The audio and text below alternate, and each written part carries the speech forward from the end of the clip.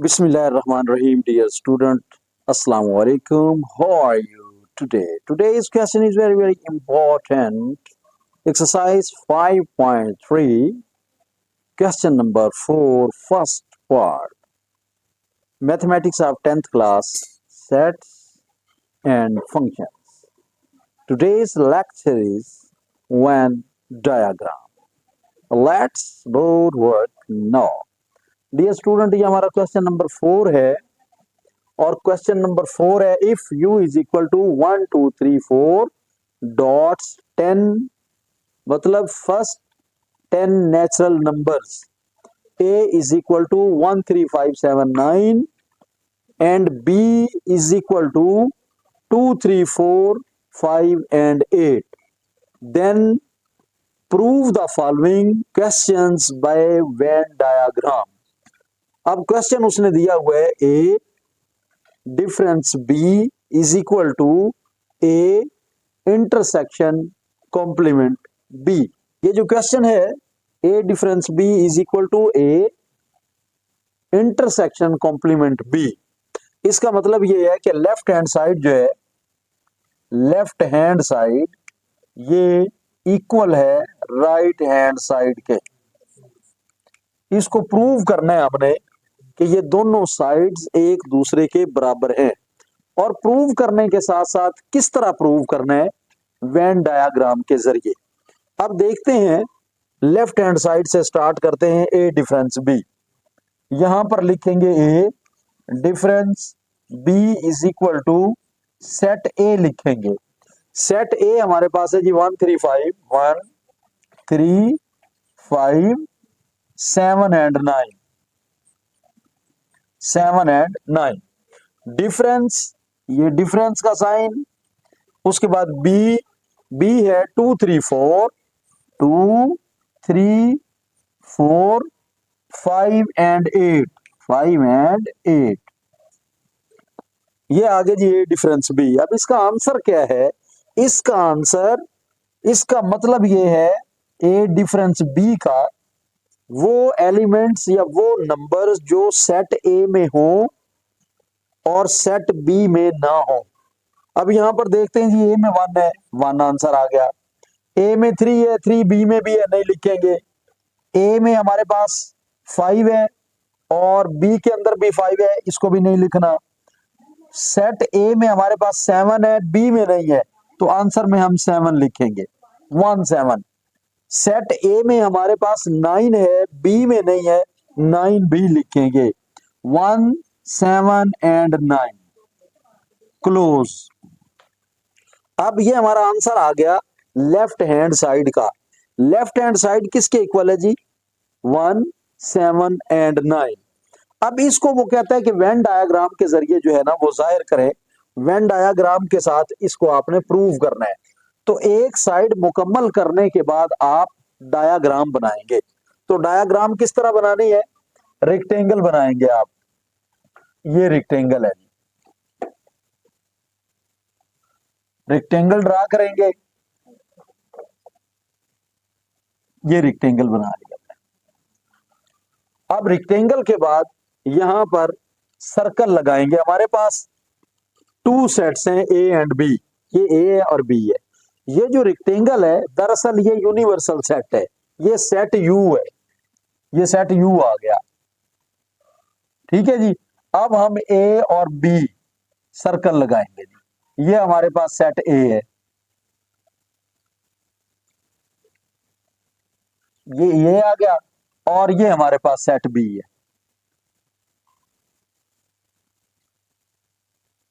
ये set B आ गया।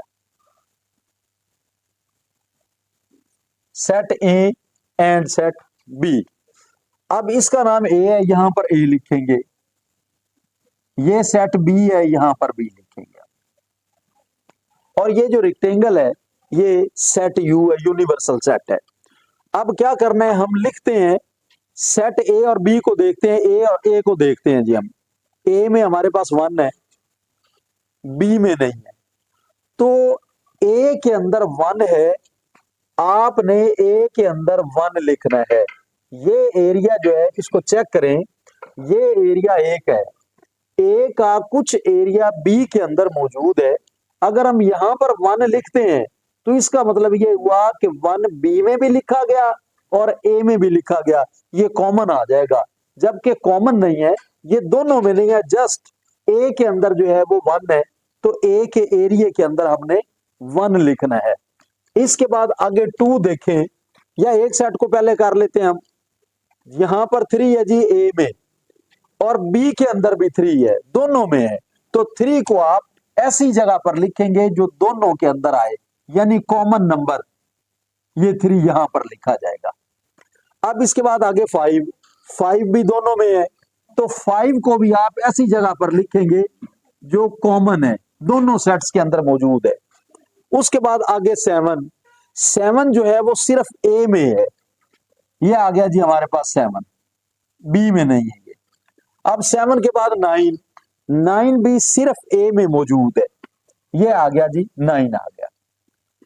अब इसके बाद यहां पर बी में देखें, बी के अंदर 2 है, यहां 2 में 2 लिखेंगे बी के एरिया में। उसके बाद 3 हम लिख चुके हैं। 4 बी के अंदर 4 है, तो यहां पर हम बी के एरिया में 4 लिखेंगे। 4 के बाद 5 को हमने लिख लिया। 8 बी में 8 है, तो यहां बी के अंदर हम 8 लिखेंगे, ये लिख लिया जी। ये कंप्लीट नंबर जो है ना, ए और बी दोनों सेट्स के नंबर्स हम ए और बी इन सर्कल्स के अंदर लिख चुके हैं।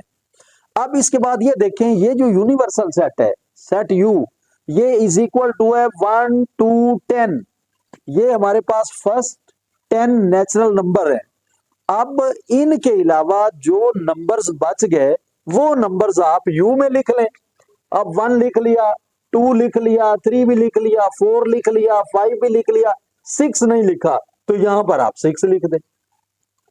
उसके बाद 7 8 9 और 10 यहां पर लिख दें। 1 से 10 तक कंप्लीट नंबर जो है ना वो हम लिख चुके हैं।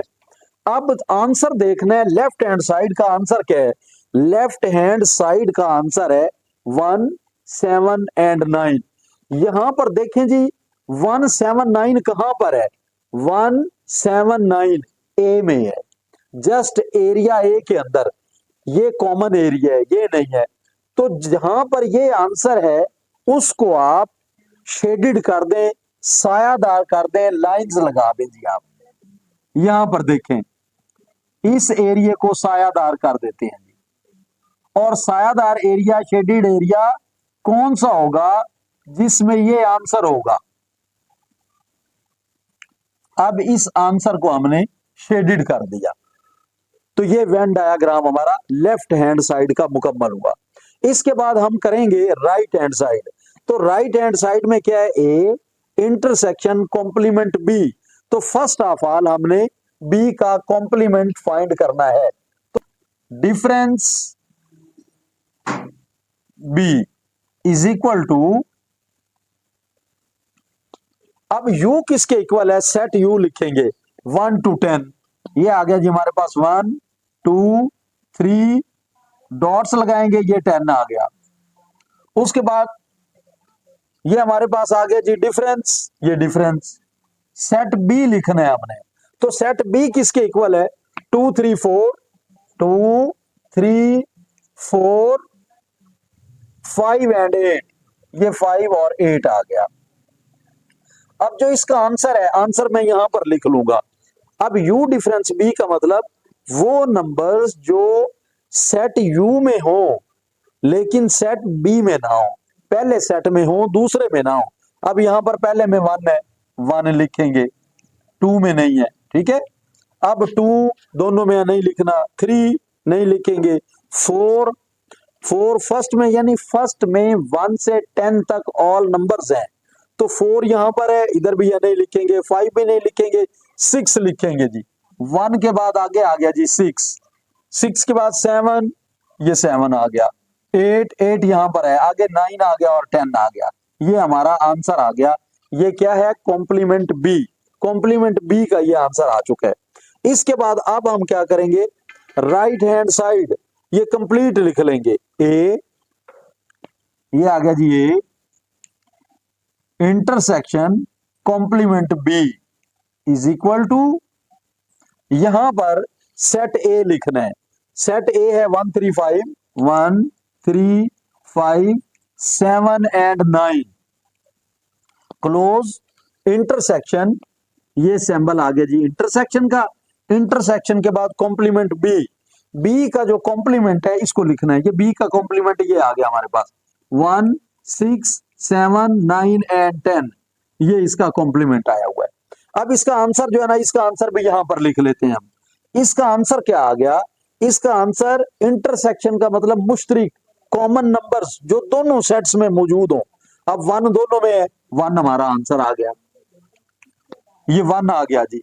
अब इसके बाद आगे क्या है, 1 के बाद यहां पर है जी 6, तो 6 नहीं है, ठीक है। 7, तो 7 दोनों में है, 7 लिखेंगे।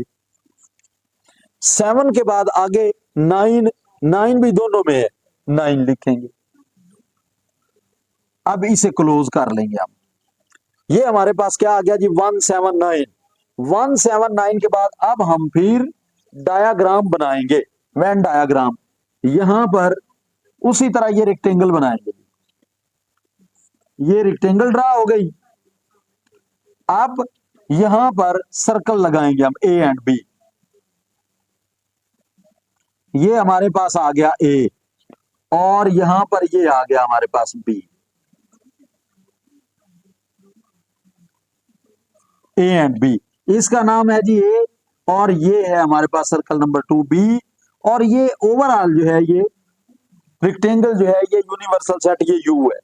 अब इसके अंदर जो नंबर ऐसे लिखे थे हमने फर्स्ट ऑफ ऑल वही नंबर यहां पर लिखेंगे। ए के अंदर क्या है जी 1 है और 7 है फिर 9 है, ठीक है।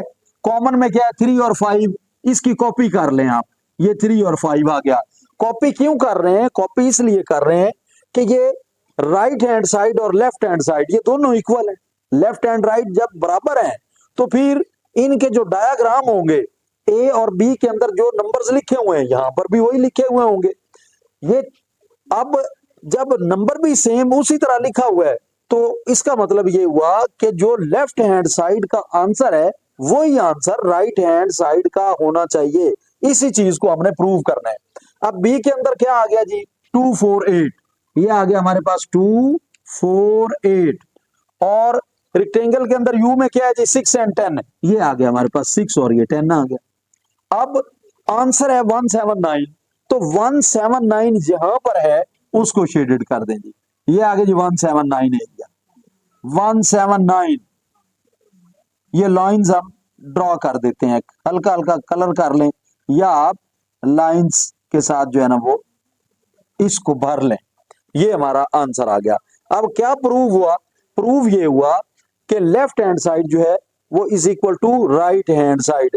इसके अंदर जो डायाग्राम बनाएंगे वो दोनों डायाग्राम बनाने के बाद जो आंसर होगा आंसर वाला एरिया शेडेड किया जाएगा।